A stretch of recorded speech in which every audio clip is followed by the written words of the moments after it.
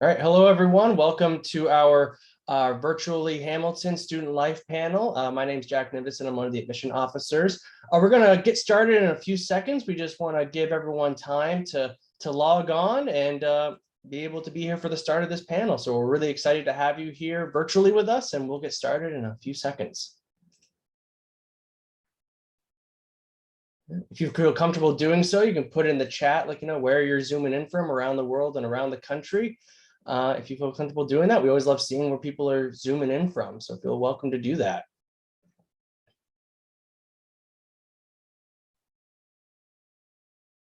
Oh, Rockland, Maine. All right. Hey, I'm from Maine as well. So welcome from Maine. We got someone from Maryland, New York City, Chicago, Boston. Wow, awesome. All right. We got people coming in from all over. This is exciting. Man, look at them chiming in. All right. All righty. So we'll get started. We'll get started now, and then just have some kind of housekeeping to go through first, and then we'll get to what we're really here for, which is our panelists. So again, my name is Jack Nivison. I'm one of the senior assistant deans of admission here at Hamilton. Welcome to our Student Life on College Hill panel. I'll be our moderator tonight. I would like to thank you all for joining us, and of course, I'd like to thank our wonderful panelists here who will introduce themselves in a minute. I want to thank them for joining us this evening. Again, thank you very much to everyone who's joining us for taking time out of your busy schedules to be with us tonight. We know that community and campus life, they're incredibly important to the college search process. And so we hope that this conversation will help you learn a little bit more about the inclusive community here at Hamilton and understand why we all, whether we're students or staff or faculty, whoever we are, we all chose Hamilton as our home. We'll start out with introductions of our panelists. Again, my name is Jack Nivison. I'm one of the senior assistant deans of admission here. And we'll start out with Travis. So Travis, you can go ahead and introduce yourself. Hello, everyone. My name is Travis Hill. I use he, him pronouns. I'm the Associate Dean of Students for Student Engagement, which means I have the opportunity to work with a variety of offices that help students get involved outside the classroom. Great. Thank you, Travis. And we'll start with our students now with Niari. Okay. Hello, everyone. I'm Niari. I'm going to be a junior this fall, so I'm class of 2023. I use she, her pronouns. I'm from Maywood, New Jersey, and I'm majoring in biochemistry and math on campus. And I'm also involved with the Career Center and the South Asian Student Association. Great. Thank you, Niari. And Bella. Yeah. Hi, everybody. My name is Bella. My pronouns are she, her. I'm also a junior, class of 23, rising junior, I guess. I'm a creative writing major with a possible minor in women and gender studies. And on campus, I work with a literary magazine, Red Weather, as the poetry editor, and I also work at the rock climbing wall. Awesome. Thank you, Bella. And last but not least, we have Adam. All right. Hello, my name is Adam Valencia. I'm a rising senior at Hamilton. Majoring in computer science, minoring in math and education, and I use he, him pronouns. I would do a lot of work with La Vanguardia in the DMC, the Days Masolo Center, and I'm zooming from Austin, Texas right now. Awesome, great. Thank you very much, Adam. So thank you again for all of our panelists for being here. Again, my name is Jack. I use he, him pronouns. Tonight, we have a lot of material, a lot of ground we want to cover about community and campus life here. I want to let you know that my colleague Joanne Pluff is also in this Zoom with us. So if you have a question that you would like to ask us, or you'd like to know more about campus life and community at Hamilton, you're welcome to put that in the Q&A part of this Zoom. We will try and answer as many questions as we can. Some of them that you asked, we're probably we have some questions already prepared that we want to get to, but we'll try and answer as many questions as we can. But if we aren't able to answer your question tonight, please be in touch with us, and I'll put our email address in at the end. But I want to start out with a little bit about this first question, kind of a very general question. We'll start with you, Niari. You probably get this question quite a bit. What drew you to Hamilton? How did Hamilton make it to your college list, and what was your college search process like? So my college search process was actually really broad. I did not know what I was looking for in a college. I had two criteria. I had, if the college has a biochem department, yes, and if they have pre-med advising, and Hamilton has both of those things, so it made it on my list. And I was also primarily focusing on Questbridge schools during my search process. And what really drew me to Hamilton was actually my interview, because it was with a recent alum. And the way she talked about the community, the wholesomeness that she felt here was really kind of what convinced me and what did it for me.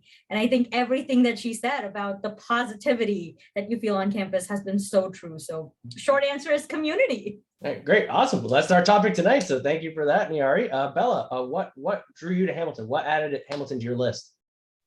Yeah, so I'm also a Questbridge scholar like Nayari. So I was looking at schools that had a match program with Questbridge, but there's a lot of schools that have that. And my search was also very broad. I applied to places all over the country and different size schools. But I was looking for schools that had a focus on writing. Hamilton's one of the few schools that has a full creative writing major. But even beyond that, writing is a really core part of the curriculum here. No matter in all the majors, we really focus on communication, oral and written, and that was really important to me because I want to be a writer. And then also whatever I do in my career otherwise, I need to be able to communicate clearly with people. And that was like very important part of Hamilton. And I think that's what drew me, as well as the campus community in general and the vibe I felt when I was actually on campus. But yeah. Great. So those are two perspectives. Adam, what's your perspective of what drew you to Hamilton? Yeah, so for me, I kind of had a very broad college process, mainly because I didn't know if I was going to college. So I kind of just casted my net really wide, and Hamilton stood out for me because they were needs met and needs blind. So for someone with my background, that was really kind of dictated whether or not I was going to go to college. But I think that's one of the beauties of Hamilton is you can go in knowing absolutely nothing about what you want to do. And here I am, a senior, like having the next 10 years of my life mapped out. So yeah. Yeah, awesome. Well, Travis, those are three very different student perspectives, but as as a staff member at Hamilton, what is it about the community that really stood out to you that made you want to join it? Absolutely. My undergraduate experience was at a small private liberal arts institution that was residential. And when I went to graduate school, it was at a mid-sized state institution, and I knew how much I missed that residential liberal arts institution feel. And so Hamilton became part of the list of institutions that I looked at. And what really set Hamilton apart from all the institutions I was considering were the students.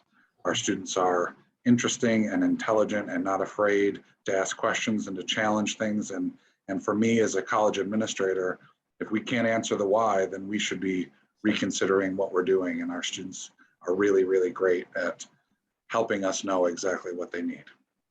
Yeah. I mean, I was kind of a similar experience where I attended a small private liberal arts college for my undergraduate experience, but I also had friends that attended larger institutions and I visited them, and it was a totally different world for me. And I just I think the word that Bella described, the vibe, the vibe of Hamilton when I came to work here is really what drew me here and keeps me here. You're constantly learning, you're always learning from students, faculty, staff, and it's always really respectful discourse that's going on, which I think is really great. And speaking of learning, one of the questions that we've had is about one of the differentiating factors about Hamilton and that we get asked about is the open curriculum. And Adam, you kind of pointed out something in your answer, but what drew you to Hamilton is that you don't have to know exactly what you want to study when you get here. And so can you talk to us about how what the open curriculum means to you and how you've maximized that? Yeah, so I think what really goes hand in hand with open curriculum is the professors. Open curriculum essentially just means that you don't kind of have a set schedule every year. You can decide what classes you want to take, and at any college that can be really attractive. But what's different at Hamilton is that your professors can kind of become your friends. So I sat down with my chemistry professor and told him everything about me, what I wanted to do, and he was kind of telling me maybe chemistry is not for you, you should take this computer science class because that sounds like something you'd be interested in. And having never taken a computer science class, here I am majoring in it. So I think if you take advantage of the fact that there's an open curriculum, take what interests you, and just never be quiet. Always ask questions, ask professors, they're here to help you, and they can definitely set you on a clear path as people who have already been through the process about what you can do to maximize your time at the 4 years that you will be at Hamilton. Yeah. I mean, I think that that's great advice, and like, and just like, take what interests you. And that's what the open curriculum allows you to do. It's like, you're going to get genuine enthusiasm in all of those classes because you're only going to be there because you want to be there. And it's the same way for everyone else. I mean, Bella, was that your experience with the open curriculum as well? Kind of like, that kind of genuine enthusiasm? Yeah, absolutely. I mean, well, I came to Hamilton wanting to be a creative writing major. That's part of why I came, and I was pretty set on that. And the department and the teachers have really just affirmed that belief, and I love doing what I do. But outside of that, I also have tons of other interests, and I did coming in, and I took those classes, and now I'm also taking classes in things I never thought I would be interested in. And I don't know, I've taken ballet, I've taken religious studies, history, like just all these things from across the disciplines that some of them I didn't even know existed as academic disciplines. And I found it to be such a positive experience. And, people are in classes because they want to be there, they chose to be there. So they're very engaged and the professors are very engaged. And I think the open curriculum is just something so different and absolutely like an essential part of my college experience. Yeah. I mean, like, Nyari, like, you as well as Bella, like, you're rising juniors. And so you kind of just went through like, that process of kind of getting towards declaring your major because, you don't declare your major until that sophomore year. So can you tell us about like, your experience with that? And like, and I don't know if you're intending to like, if like, there are some students that are thinking about maybe double majoring or majoring and minoring and things like that. Can you tell us about like, how easy or not easy that is to do with the open curriculum? Yes, it is extremely easy to double major, especially for me. I am also on the pre-med path, planning to go to medical school later in life. So I also have some extra medical school requirements that I kind of have to fit in my schedule.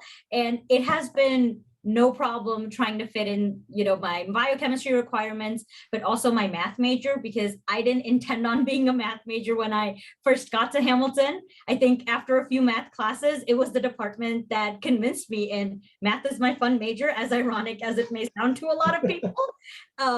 But I think even despite having a very STEM heavy course load overall, I have taken at least one non-STEM class every single semester, whether it be dance, religious studies, history, literature, film, interdisciplinary classes between history and religious studies. And I still have time to take more non-STEM classes. And I think that really speaks about the open curriculum, because you can see so much STEM stuff, but I still am taking other non-STEM classes. So, Yeah. I think that that's what's really cool about the open curriculum. Kind of like, what you all have said. It's like, you found like kind of like your niche, but also at the same time, your interests aren't just limited to that, and you're able to kind of really explore. I always say that like, the open curriculum affords you the opportunity to dive deeper into passions you already have, but also lends you the opportunity to find a new passion that you didn't know that you had. And like, Adam, you talked about like, one of the great things about Hamilton, like, which is like, the relationships between like, faculty and students in the classroom. Like, can you talk a little bit more about like, your relationship with your professors? Yeah. So I think I really started off with feeling comfortable about the professors is because my freshman year, my chemistry professor, it was also his first year. So we both had that kind of, new I guess new person vibes being at Hamilton. So we really connected that way. And it really showed me that if you just go to office hours, professors are like so willing to talk to you about your life and your interests. It's not just like academic things. So like I found out my professor plays the same video game as me, and it's just like little things like that make you just feel more connected with your professor. So then I just wasn't afraid to talk to my professors, and my professors have really opened up a lot of opportunities for me that I feel like I wouldn't have had if I didn't talk to them. And not only that, but like, I think Nyari said that she wanted to go to med school. And when you kind of develop a relationship with the professor where they know who you are as a human being and not just as an academic student, they can have a much more holistic recommendation whenever, they're writing for you. So, yeah. Yeah, excellent. Like, and Travis, like, we've talked about like, some of the relationships with faculty and with staff. And like, with this open curriculum, I think some of the worry is like, that you might get kind of like left on your own to like, explore this. But at Hamilton, we do have a pretty robust advising system. Can you talk a little bit about our advising system? Absolutely. It's actually shifting right now, which is very exciting. So every student has had a faculty advisor, and our students on the panel have done a really great job of highlighting the relationships with faculty. And I think that that is a pretty consistent experience of our students, though sometimes the faculty advisor specifically is not always that person. It may be a faculty member that they have in a course that that is not necessarily their advisor. But we have added another layer known as ALEX advisors, which is a new initiative that all of our incoming students will have. It's a cross-trained advisor who is a professional at advising. And in this case, the ALEX advisors that we have, a number of them are alumni and also someone who's transitioning from our career center. And they're really here to help guide the entire experience. So that is not just what you're doing academically, but how are you tying your academic experience to your interest in potentially studying away, your career-related experiences, all the pieces and the facets of what your experience will be. Because one of the great things about Hamilton is that you are here 24/7 over the duration of your experience. And so you can really guide each experience you have in and out of the classroom in a meaningful way. And they're there to help you reflect and really make the most of all the opportunities that are here to offer. Yeah, like I think that really summarize the holistic experience that students are having here. Yes, you're here to be students first and foremost, but you're also community members and all these things. Like, a liberal arts education is very interdisciplinary. So like Travis said, sometimes these questions don't really lend themselves totally academically or totally career center wise or internships or socially, and so I think that this is a really exciting development that we have for our incoming first year students that we're starting out with. Another part of the advising structure that Niari, you kind of mentioned that we actually got a question about in the chat, which is about the pre-med advising. So you mentioned that a few times. Can you talk to us a little bit more about the pre-med advising track here? Yes, definitely. So all of the pre-health advising comes from one person at the Career Center. Her name is Leslie Bell. She is awesome. I love her. I absolutely adore her. And she does a lot of the pre-med, pre-PA, pre-vet, pre-nursing, all of the health professions. She will help you figure out when you want to take classes. And also if you want to go abroad, she'll help you figure out how you can take your requirements in a way that you have an entire semester to go abroad and have fun and do whatever you want.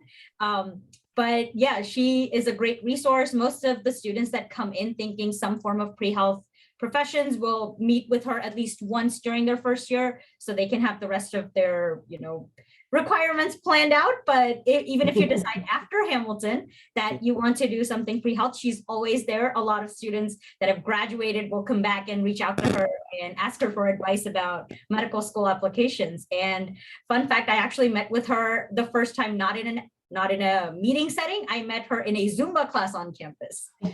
All right. That was really fun.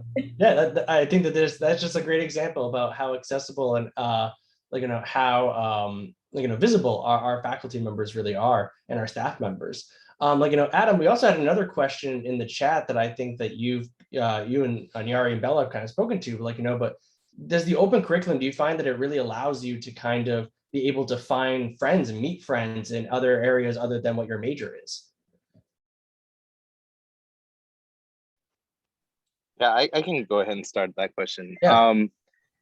I want yes and no, because yes, you will meet people that are outside of your majors, but no, in the sense that you'll meet basically everyone just walking on Martin's Way, which is the I guess it's a walkway. It's a walkway that stretches from one corner of campus to the other. So depending on where you live, you could essentially pass by everyone just going to class. But yes, in the context that, I think this past semester, I took an education class and I think everyone in my class was essentially new, I haven't seen them before. Mm-hmm. But by the end of the semester, we were all really connected and really sad to see each other, not be in a class together. Yeah. And Nyari, has your experience been kind of similar to Adam's in that way? Yes, it actually has, but the open curriculum also has helped me find friends in other majors. I am really close with a lot of people from my non-STEM classes because STEM is my my strong suite, I guess. So with the humanities, I formed a lot more closer connections with them because I was working with them a lot of collaboration with, essays and discussions coming up, and you're just actually just discussing books that we were reading for classes outside of class. But yeah, also Martin's Way, great way to make friends. I also love trivia nights on campus because they have been perfect, and even dining halls. I remember freshman year, I randomly sat at a table in Commons, and then other random people actually came on there, and then that just sparked an entire conversation. And now I like eat with them a lot. So it's random places you find a lot more people that are that have various interests. Yeah, it's like, when we get asked about, like, Hamilton's a little over 1,800 students, around 1,850 or so, but it's also on a 1,300 acre campus. And so there's a lot of really great ways that you can meet people, whether it's just randomly sitting down at a dining hall table or walking on Martin's Way. And I always say it's a kind of the perfect size because it's not so small that you'll get claustrophobic, but it's also not so big that you're going to get lost in the shuffle as well. Kind of rounding out this conversation about kind of like, about academics in the open curriculum, like, I want to ask each of the students, and we'll start with Bella, like, what has been your favorite course so far at Hamilton and why? That's such a good question. I never know how to answer this question. I have so many answers. I think it was probably a class I took last semester in the Women and Gender Studies department with Professor Adair, who is one of my favorite people on the planet. But it was a class that combined literature, which is the thing I love, and also feminist theory. So we were applying these theories to real books. So I think it was just a combination of two things I really, really love. And also it was just, the class environment was very, very different. It's one of the most like vulnerable, close connections I've had in classes. It was a really small class, and people were really open to talking about their own lives in relation to the content of the class. So I think that was probably my favorite, but I have lots of other answers as well. Awesome. Yeah, I know this is probably one of the hardest questions to ask during these kinds of panels. Nyari, I'm going to ask it of you though too. Like, what's your favorite class so far at Hamilton? Yeah, so I have like 4 favorites, but I had one that takes slight edge. It was modern algebra with Professor Courtney Gibbons. She's also my math advisor. She's great. It was just, we came together as a class because at the end we had to like culminate all of the proofs that we did into a final paper. And the entire class worked very collaboratively, but also we spent the entire class proving one thing. And I came out of the class feeling so accomplished that I spent 20 pages proving one thing. So yeah, but Bollywood film has to come at a very close second. Yeah, it's like 1A and 1B, it sounds like. Yeah. Probably. Yeah. Well, great. Like, we've got a few different departments there, like, that we've talked about. Adam, like, what has been your favorite class so far? Yeah, hands down, it would be education and racialization with Chenyu Wong. She's a fairly new education professor, and I would just advocate for her in any sense. She's probably one of the best professors, human beings I've ever had. She teaches so eloquently and aggressively to where it's like she doesn't hold back on what she's teaching you, and you genuinely come out of that class and any of her classes just feeling like an overall more intelligent person. So if you want to have that experience, you have to have her. Yeah, that sounds great. Like, thank you for all those answers, everyone. And like, as we transition to kind of like, talking about like, a little bit of the other parts of our community, like, Travis, I wanted to direct this next question to you. Like, can you share a little bit more about how the college supports students outside the classroom, and how did this change during COVID, where students are both in person and remote? Yeah, that's a good question. What I like to point out is that over the course of 4 years, every student experiences great success and opportunity and struggles, and that is normal, that's expected, and we're here for all of it. We're here to provide opportunities to engage in new activities and interests, to continue to be engaged in activities and interests that you came here with, but we're also here to support students if they have mental health struggles, if they have physical health struggles, if they just need guidance to kind of make their way through the 4 years as they move through this portion of adulthood. So that's all normal. What's not normal is what has happened over the last year plus with the pandemic. And as everybody has had to do, we had to adjust what we did, and we have had to look at new ways to come together in a virtual sense so that we could keep each other safe and keep our community safe. We had students who went remote and studied from home. We had remote RAs and we sent care packages and did swag drops and did things that help people be able to stay connected but still stay apart. But when we got into the tail end of last academic year and vaccines were more readily available, it really offered us the opportunity. And full disclosure, our students just were incredible at making very intelligent and intentional decisions on protecting themselves and each other. And so it allowed us to do some of the normal things. We got to have our end of the year concert. We had student performances under a tent at the end of the year throughout the evenings. We were able to come together in meaningful ways, and that felt so good. And we're really excited to be able to do those sorts of things again. Yeah, I mean, just like looking where we started at the beginning of the year and some of the creative ways that we found, ways to still connect, whether it's like, having meetings over, group meetings over Zoom, or like, moving the fitness center to that huge tent outside so people could still stay active if they wanted to. And, our athletic team still being able to meet, performances still being able to go on. And so I think that, it was really quite inspiring to see, how, the students kind of rose up together, and the faculty and staff and our local community members kind of all came together to help each other out. And obviously, we're hoping things kind of, as they did towards the tail end of last year, get closer to normal. But I think it's been really incredible to see how, our students and our community really responded to everything that went on.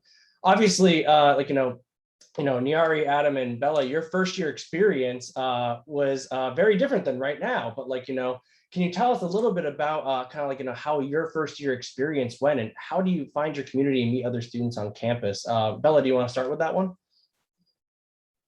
Sure. Yeah, thinking back to, first semester, it was totally different for me. I was coming from across the country. I had never planned to go to a school like Hamilton. I really didn't know what to expect. But I think, people are more prepared and less prepared for that kind of experience, but really everyone is making a huge jump in some sense, and people are all kind of in the same boat. I think orientation was a huge thing for me. We have an amazing orientation program here. I got to go on a 4-day backpacking trip in the Adirondacks.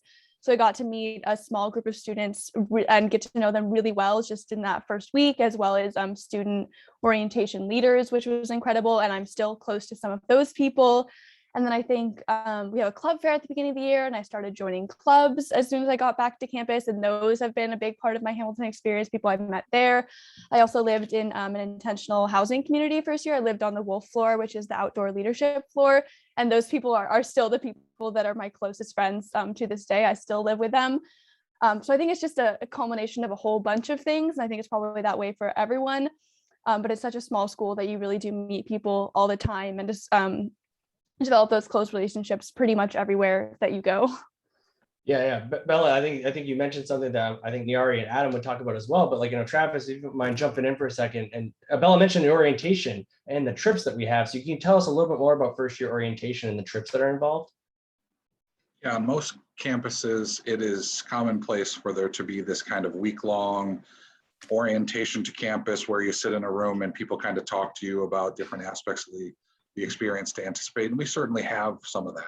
But prior to those experiences, we have our students get into small groups and go off on some form of a trip. And some of those are heading out into the Adirondacks and doing wilderness related things, but some of them are service related trips. Others are just around interest areas. So, there may be one about game strategy or about the theater. So it's a wide array, so that way, if one of the offerings is not really your jam, that's okay, because they'll find something that will fit you well, and you'll be able to experience that themed trip for a handful of days with a small group of first years and 2 upper class leaders that guide you through it, to not only guide you through that experience, but to kind of set you up for success when you get back to campus and get prepared to start class.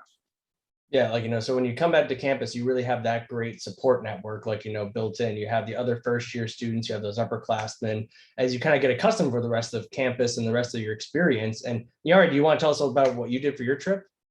Yes, so I also actually went on a camping / hiking trip in the Adirondacks.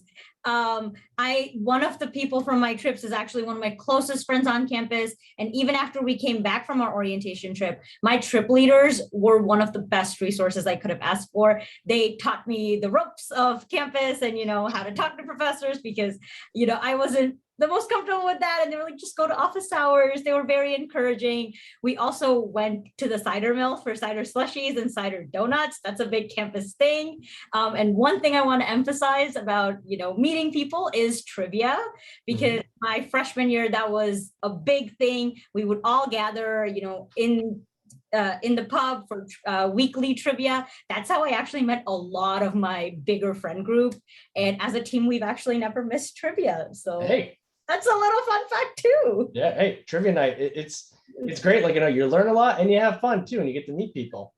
Kind of switching gears for a second, like, Adam, before we got on air, we were just talking about how you have an internship this summer. And so we usually get asked a lot about experiential learning, like research, internship opportunities, service, like, and we recognize that some of these might have been like, a little more limited during the pandemic, but can you talk a little bit about these experiences as an undergraduate? Yeah, of course. So when I went into Hamilton, I wanted to pursue chemistry.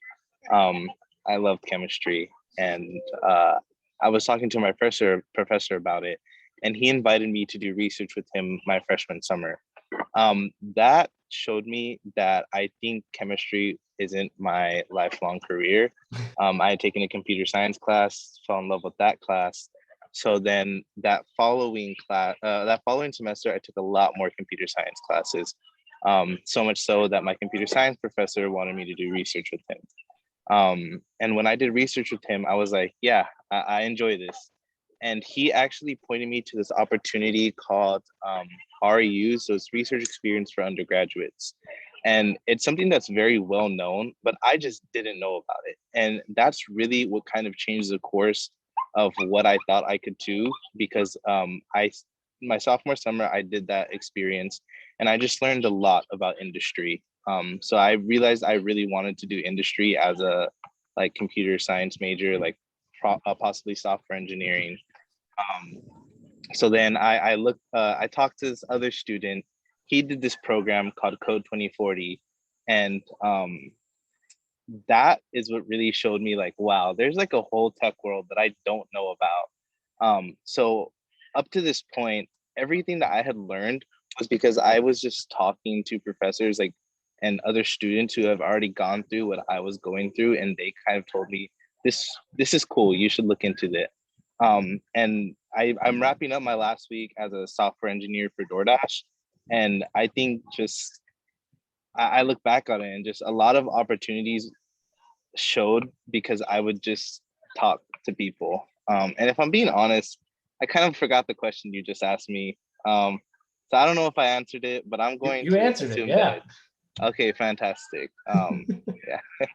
No, that's awesome. I think that you really show how our students can really pursue these different things that the things that they're learning in the classroom or learning from just talking to people, like you said, Adam, can really lead to these experiential learning experiences. I mean, Bella and Yara, do either of you have had experiences with research or internships that led to that? I can segue into from what Adam said. I definitely agree with a lot of things show up when you just talk to people, because this one thing just sticks out in my head when I think about this is when I was talking to my math professor about my interest in healthcare and my fun exploratory side in math. She pointed me to an institute that actually combines the math and the healthcare side and does research in math about healthcare. So all right. I am planning hopefully to be an intern for them in the fall. So that opportunity would have never come up if I wasn't talking to my math professor about my interests. But I'm also, this summer, I have been doing a Levitt Center research project that was grassroots, started by students about the experience of Asians and Asian Americans on campus. And the Levitt Center is our public affairs center, and they provide research funding for student researchers with faculty advisors. And you can, if you have an idea about something that you want to explore, you can apply and you'll get funding, and then you can do research in that. So that's what I've been doing this summer. No, that's incredible. Like you said, it kind of like, it led to both of like, the things that you want to do. And it was a perfect marriage of those two things. That sounds great. Like, If I could just yeah, Adam, yeah. yeah, sorry. Okay. So another question that I get asked a lot is, does Hamilton prepare you for like the real world, like these applied experiences? And at the beginning, I was like, I felt like I was behind in computer science because my professors were teaching me like very high level things. And if you think of universities like the University of Texas or like Harvey, is it Harvey Mudd and Carnegie Mellon, like these tech schools, they teach their students how to code. And that's pretty much all they do. They kind of create coding machines. But what Hamilton does is they tell you how to be a thinker. They tell you how to be a problem solver. So now that I'm in my internship, I'm with like sorry, there's a dog that just popped by. Now that I'm in like this experience, I'm like with other students who are from like MIT, the University of California, Berkeley, the University of Texas. I'm like, how am I going to compete with these people? But when we're in a meeting and we're kind of discussing what we need to do, I'm the only one that can actually say what we're doing eloquently. And I'm so thankful for Hamilton every day, because when you're in the real world, you realize that Hamilton sets you up to just be a better person. So yeah, I just wanted to add that because that's something that I've like just learned this past summer, and like it's something that like I'm enjoying experiencing. Yeah. I mean, Adam, it really, that was actually one of the questions we had gotten was like, you're a rising senior, like, and like, how we were asked, like, how did you feel that Hamilton prepared you for the next step? And it really seems like that's one of the biggest things, right? Yeah, most definitely. Spoiler alert, I should have just waited for that. But That's right. yeah, definitely. And a large part of that is like due to the professors as well.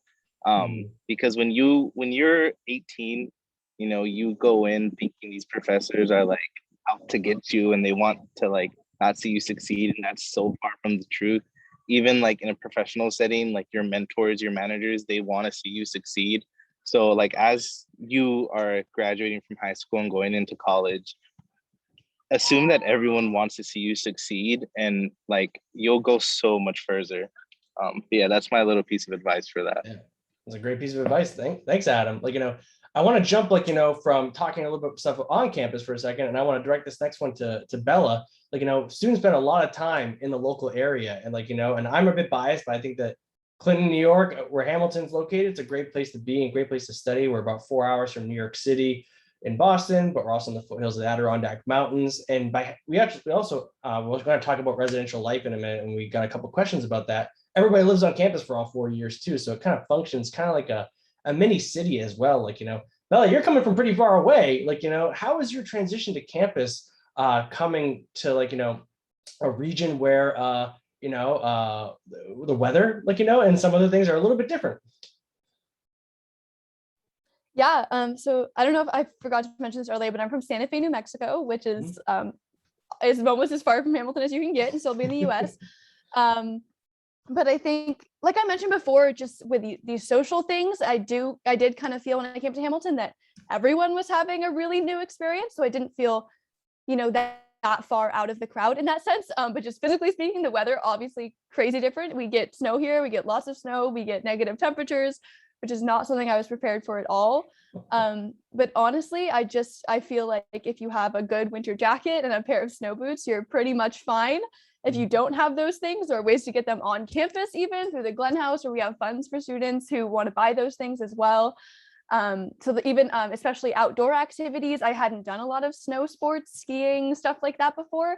But once I've got to Hamilton, I've gone Nordic skiing a ton, I've gone sledding, and all those supplies are at the Glenn House to rent for free anytime you want to use them. And that's been amazing. But yeah, I've met people from almost everywhere. So a lot of people do have similar experiences with me coming from far away, and a lot of people are from like an hour away, and that's been really great as well. But just being able to meet people from everywhere and be somewhere so special is, I don't know, it's been overall great. I really didn't have that big of a problem transitioning to the new environment. Great, yeah, thank you. Like, I think the nice winter jacket and the winter boots, It's words to live by up in Clinton, New York. Like, Nyari, like, you mentioned that part of your orientation took you down to the village of Clinton, like, to the cider mill, which is like, it's a must stop if you're in the area in the fall. Like, can you tell us a little bit more about, like, the village of Clinton, like, what's available in the surrounding areas? Yeah. So overall, it's a really quaint little village. I think it's so pretty. I love visiting the Clinton flower shop because a lot of times when I go there, they give me free plants to keep in my dorm. But Clinton Pottery is also a very famous spot, within the school. We love the Clinton Pottery mugs. But overall, we also host events off campus, before COVID hit. I remember during my first fall semester during freshman year, we had Fall Fest in the village green, and a lot of a cappella groups were performing there. All of the local people, like residents of Clinton, were there. There was pumpkin painting. There were a lot of kids there. There was chili there. We also had an off the hill challenge where if we visited like all of the stores that were open and that were participating in the Fall Fest, we got a little free t-shirt. That was another motivation to kind of just explore the local community. And overall, they are so sweet. Anytime they know that you're from Hamilton, if they see you wearing a Hamilton shirt, they will stop by and start talking to you about your experience and about how you're doing on the hill, and about what everybody else is doing. So, yeah, it's great. That's fantastic. Like, and who doesn't like free t-shirts too? Like, that sounds great. Adam, we've gotten quite a few questions about kind of like what's a typical day like for a Hamilton student, and also like, how do Hamilton students spend their free time, or on the weekends? Like, can you provide us kind of like a little bit of an overview about that? Yeah, of course. So should I answer in a pre or post-COVID context? How about both? You can talk about it both. Okay. Okay, if I'm being honest, the only thing that's changed post is that we just have to do things safely now. I don't think there's been any discontinuation of student life because of COVID. I mean, at least to my knowledge. But before COVID, I think Hamilton is very self-aware in that it is in upstate New York. So student activities, which is the student, this is redundant, but like the student activities office, which is in charge of student activity affairs, they kind of think about what events that they're going to host. So they host the big end of the year concert that Travis was talking about, and they also host the what do we call it, trivia nights that Nyari's talks about. So they're very they always make sure that we have an event to do every week. And I don't know why I didn't mention this earlier. I'm the manager for them, like the student manager next year, so I'm gonna be in charge of all that. And I don't know why I didn't remember that, but yeah, just a little bit more. So like every weekend there's something to do, and I think I don't know if this is a spoiler alert, but I think our first event is we're going to have a casino night. So we're gonna have go to Adam for all this student. Yeah, definitely go to me. It's my job to know. If I don't know, it's bad. But yeah, it's gonna be casino night. So I mean, you just go play casino games and get money and prizes. Like, who doesn't love that type of stuff? But outside of the stuff that Hamilton hosts, the student body is also like very alive. Like, you can go to your friends and just have a game night, and like if you walk through the dorms on a Friday or Saturday night, everyone's up to something. I feel like there's never really a dull moment at Hamilton. But outside of the nightlife, I mean, every day, everyone's very focused on work. It's a very focused school. So if you feel like, you want to have a friend who is always focused on work, you'll find that person. If you want someone who's, a little bit more relaxed and, likes to go out to the village at the weekend and go do those activities, there's also someone like that. But we also there's a lot of student clubs on campus, actually more than I can count. And, there's always a group of people doing something. We have a board games club, a Frisbee club, rugby, LARP, which is like live action role playing. There's everything. So like, there's something to do. You just have to look for it. So that's why it's like, when someone's like, oh, there's nothing to do, I'm like, you're just not looking, okay? Like, but yeah, I'm sorry I rambled. No, that's okay. That's okay. Like, you're our student activities, like, manager, like, you know all these things, like, so it's really great to get your perspective. Something that Adam kind of started to talk about a little bit. We actually got a question that's kind of related to it in our Q&A. And so, like, Bella, if you want to take this one to start out with, like, the workload, like, Adam said, like, we're pretty work-driven students, like, students want to, like, learn and be challenged. How do you find the balance? Like, are you able to balance the schoolwork, social time, extracurriculars pretty well? Do you find you're able to do that? Yeah, definitely. I think Hamilton is a academic school, but I think it's more in the sense that people come here to learn what they love to learn. I think the open curriculum is a big part of that. So it's less that you have just busy work all the time, and it's more that you're so engaged in what you're learning that you're going to work hard in your classes because you really want to succeed, and everyone around you wants to succeed. I get a lot of questions about the competitive versus collaborative side of Hamilton, and I think Hamilton is absolutely a more collaborative environment than a competitive one. I almost never hear anyone talking about, or I got this grade better than you, or my essay was better than yours, or anything like that. It's absolutely about learning and growing together, and everyone really doing their projects and doing things they're engaged in. And just a time balance thing, I definitely do a lot on campus. I have 3 jobs. I also doing my major, maybe 2 majors, and I do in a bunch of clubs. And I really find, though, I am busy a lot of the day. I have time to really devote myself to all those things. So I do my homework in the morning, then I go to classes, and then I really have the evenings to go to club meetings or just to hang out with my friends and relax a little bit. But there's really time for all those things in the day. It's just learning how to balance them correctly in the way that really works for you. And I think that's a really personal thing. Everyone will have advice about it, but it's something you just kind of have to figure out. But it's definitely doable. There are so many resources to help you figure out how to do it right on campus as well.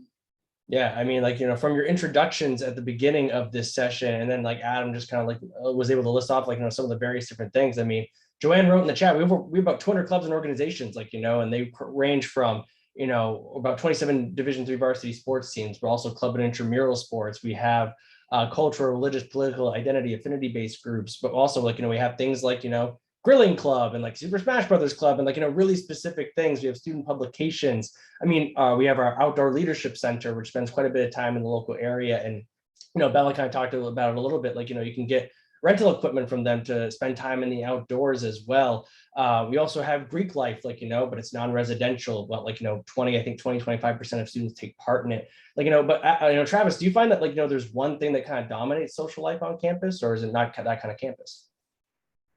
I've been at Hamilton for close to 100 years now.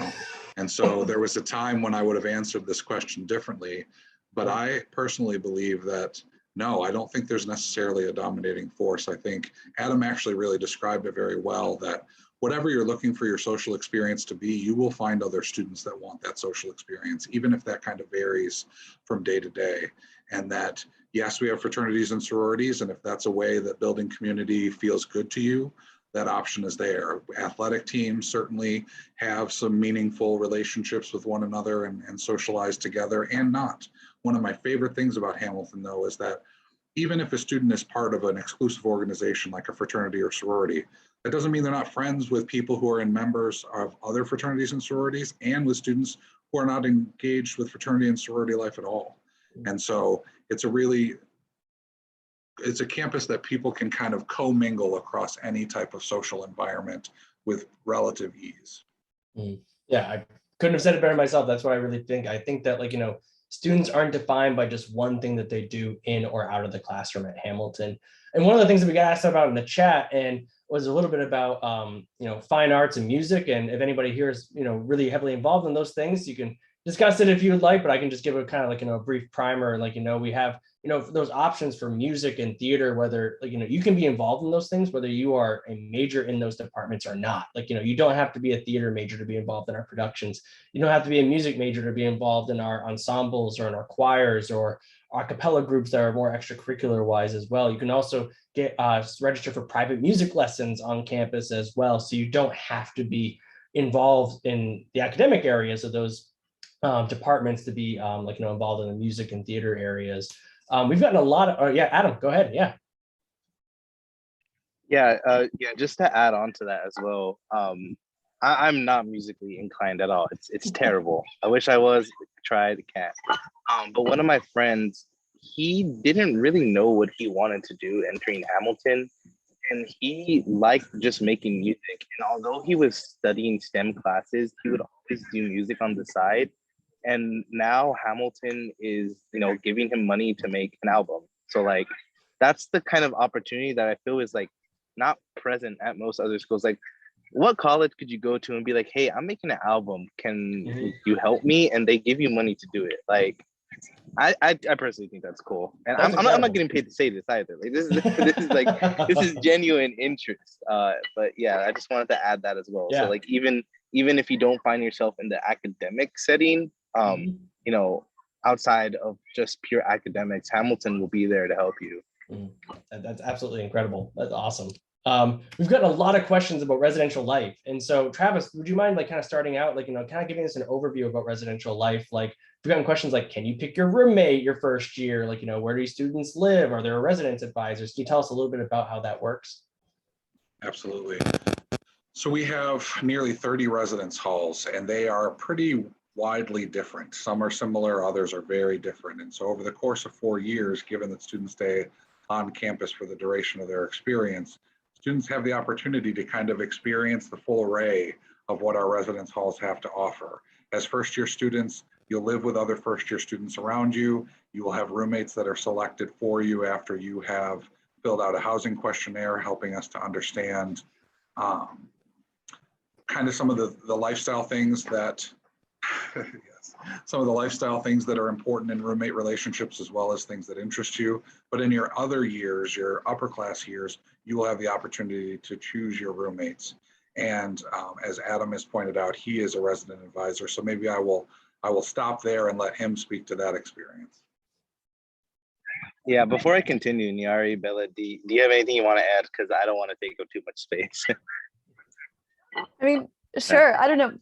Just like speaking to my experience personally, I think the residential life was a really important part of like my community building Hamilton and just like my general life, because that's where I spent a lot of time. But I mentioned I was on the wilderness floor my first year, which was amazing. I met a lot of friends that year. And those friends I met there, we decided to keep that going, and we founded our own intentional living community. The second year, that was also based on the outdoors, so we all lived in the same hall. Second year, I now live with most of those people in an apartment. So there's just so many options. But I just wanted to throw in that thing about intentional communities. There's tons of them. There's a co-op that's based around like making and eating food together. There's language halls. There's even like a video game hall, I think. So those options are there too. And I feel like people don't talk about it all the time, but I've really enjoyed that in my experience. Excellent. Nyari, can you talk about, you want to talk about your experience a little bit? Yeah, so it's been very positive, like Bella said, and everyone just echoing everything everyone's been saying. I've lived with a roommate for the last 2 years now. I'm in a single, so now I'm at the point where I can actually pick my housing and stuff. But the one thing I really want to emphasize is that every dorm has a kitchen. I love to cook. Cooking is what I do to de-stress, now and then. And I love to cook Indian food. So you will have access to a kitchen regardless of what dorm you live in, even if you aren't living in the co-op housing, which is geared towards cooking and making your own meals as a house together. So yeah, cooking is a central part of my res life experience, because I just cook a lot of dinners for my friends. That's awesome. We're going to talk about food in a minute, but Adam, can you talk a little bit about your experience as a resident advisor? Yeah, so I've been a resident advisor since my sophomore year of college. This is my 3rd year. And I really enjoy it, mainly because a resident advisor is essentially another support system throughout your time of Hamilton. If you just have a question about, what day you should go eat at a dining hall, or like how to go about like, I don't know, writing something, I don't know. I've never given academic help, but if you just need any type of help, your resident advisor is always someone you can go to. And I've had friends who were really close friends with their resident advisors, and like, they would help them whenever they needed, but also like, you don't necessarily, your resident advisor doesn't need to be your best friend. But I think the coolest thing about the resident advisor is you're just able to see everybody at Hamilton. Like, I'm trying to figure out how I want to say this. Basically, there's different residence halls at Hamilton. Each one has I wouldn't say a personality, but there's something nice about each residence hall. So when you're a resident advisor in a certain hall, you're kind of like experience people in their element. And I think that's one of my more enjoyable things as a resident advisor. I think one time I made brownies for my residents and they came, so that was pretty wholesome. But yeah, I think being a resident advisor is really cool, and it also helps in terms of financial aid. So just another way that Hamilton can provide, assistance. Yeah. That's what I have to say. Sorry. Yeah. No, thank you for sharing your experience, Adam. There's a question I want to direct, anyone can answer this next one, but we get asked quite a bit and it's really important, which is about the diversity on campus, and so for anyone who wants to kind of start in with their answer, what does diversity look like on campus at Hamilton?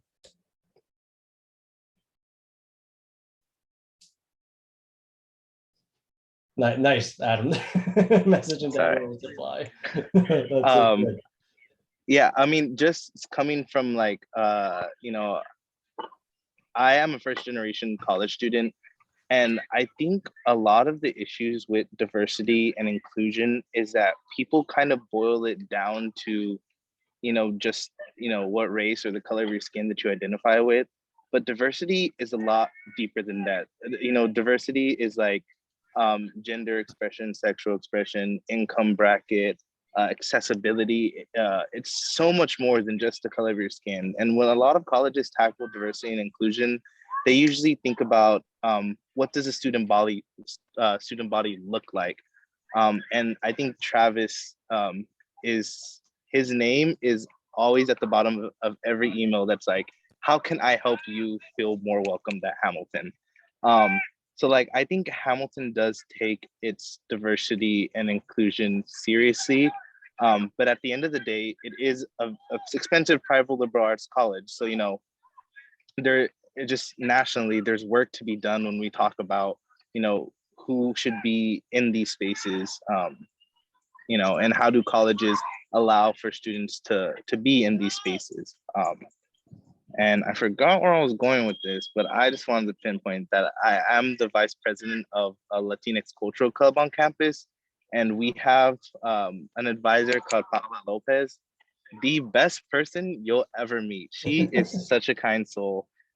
She feels like my sister because she's just always how can I make your day better? And she works for the Days Masola Center, which I don't know the official name for it. If someone wants to help me, I don't really know what the Days Masola's name is, but just a place like that where you have a space to feel included.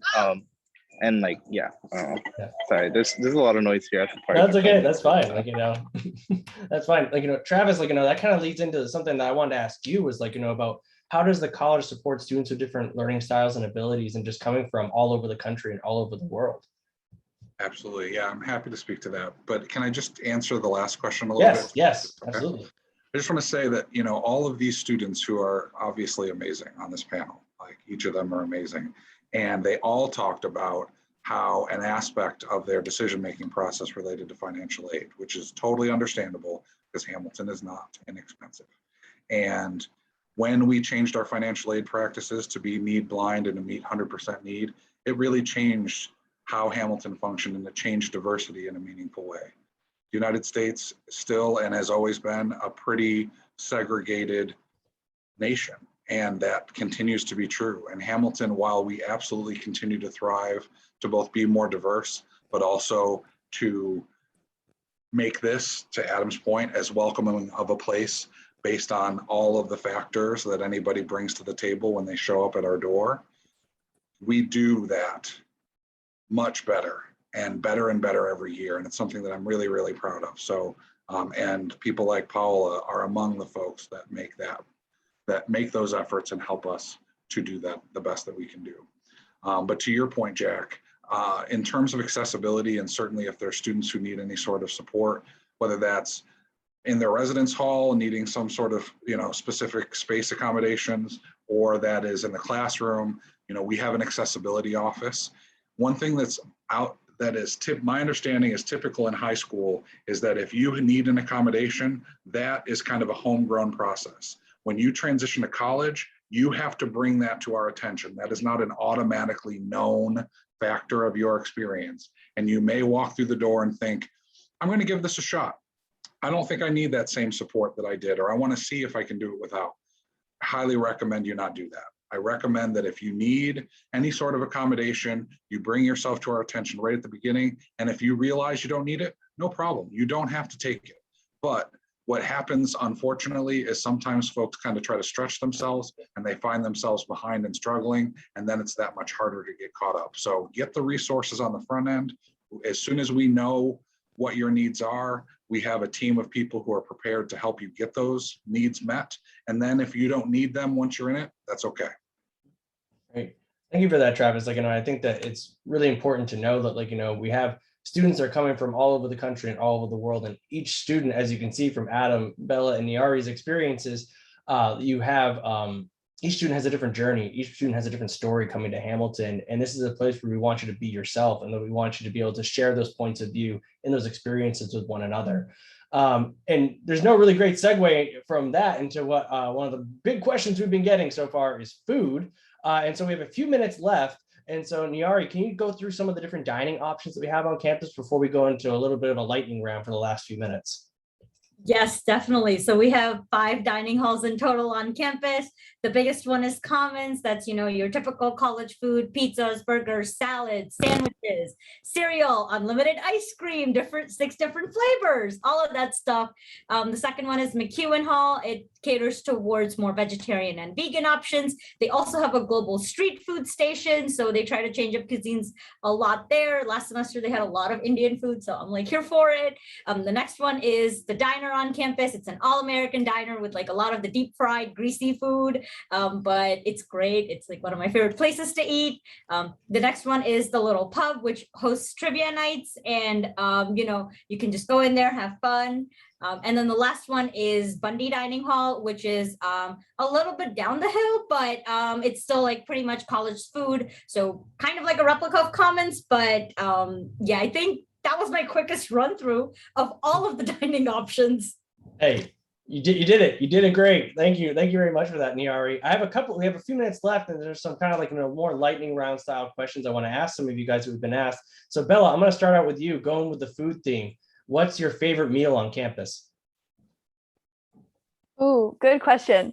I go to Mcewen almost every day and I like everything there, but I think my favorite thing there, they didn't have it because during COVID, and I really hope it comes back, but the granola and that little self-serve thing is really not a popular thing. It's not even a meal, but I ate it as a meal and it's delicious. So you should try it. Awesome. Adam, we've been asked about what your favorite tradition is at Hamilton. What would be your favorite tradition at Hamilton? That's a good question. I think it's so loud. Oh my. Okay, no worries. Oh, I am so sorry. Let me run over here real quick. So sorry. So yeah, one of my favorite traditions is Feb Fest.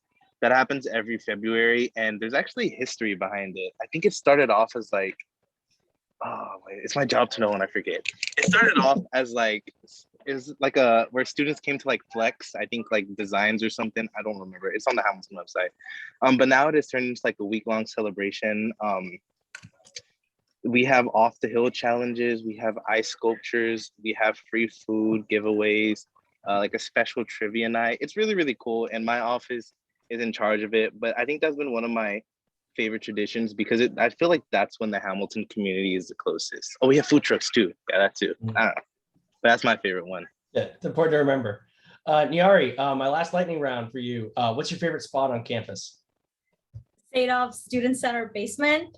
I just love the vibe there. There's a ping pong table, there's a pool table, there's also closets full of board games. And a lot of times my friends and I will just gather there, play board games for 3 hours on end. But yeah. Awesome. Great. Well, I think we're running out of time. And so I want to ask each of you this last question. We did get one in the chat about just going back to orientation for a second, but when it is usually about the week or so before the first, the start of kind of classes, so it's around that time period. Is that correct, Travis? Yep. Students arrive on the 17th, so next Tuesday, and the first day of classes is the 26th. So it happens between that window of time. Excellent. Awesome. So, with this last question, I want you all to think back to your own college process, or how you've helped friends go through the college process or family members. And we'll start with you, Travis. What is a piece of advice you want to give to these students as they dive into their own college search?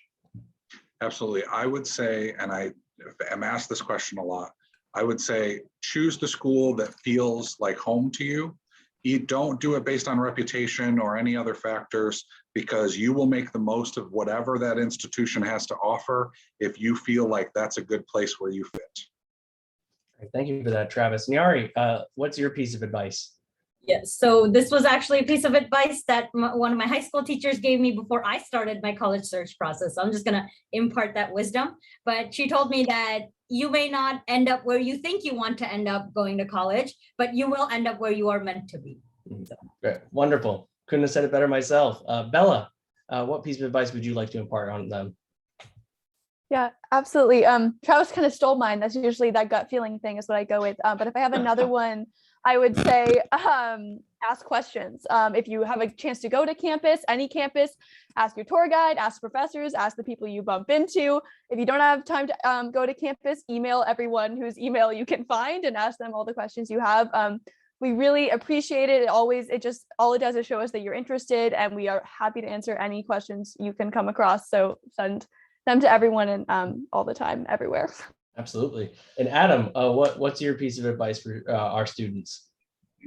Yeah, I guess just to tie everything together is that we were all in the moment where we had to decide where we wanted to go to for college, and college is not an easy decision. At the moment, it may seem like that denial or acceptance is the only thing that matters, but it's just another step in your life. And I just want to echo what Nyari said, that you may not get accepted into where you wanted to go, but you will end up at where you want to be. And I feel like that was my story. I was really wishy-washy about whether I wanted to go to college, what college I wanted to go to. But I think now that I'm approaching my final year at Hamilton, I don't think there was any other way I would have wanted it. So, yeah. Great. Thank you all for those pieces of advice. I mean, if I were going to impart one, actually, let's keep it with the theme. Bella took the one that I usually say, which is just ask as many questions as you can, because you never know until you ask. And so if you have any questions, just ask them, whether you're able to ask them on campus or just email, Zoom, these virtual sessions, all the great questions that you asked us tonight. It's for lack of a better term, your mission, should you choose to accept it with this college search, is figuring out which vibe or which atmosphere of a campus, which community really speaks most to you, and which would be the best fit for you. So the only way you're going to figure that out is by asking questions. Thank you so much for joining us. We hope you've enjoyed the conversations. We'll be hosting more virtual events throughout the summer to talk about various different aspects of our community. Please visit hamilton.edu/discover for those events. Thank you to Nyari, Travis, Bella, and Adam for your contributions tonight. Thank you again for our guests. This page, the hamilton.edu/discover, will be updated regularly. Everyone stay safe, stay healthy. Have a great rest of your summer, and take care. Thank you very much.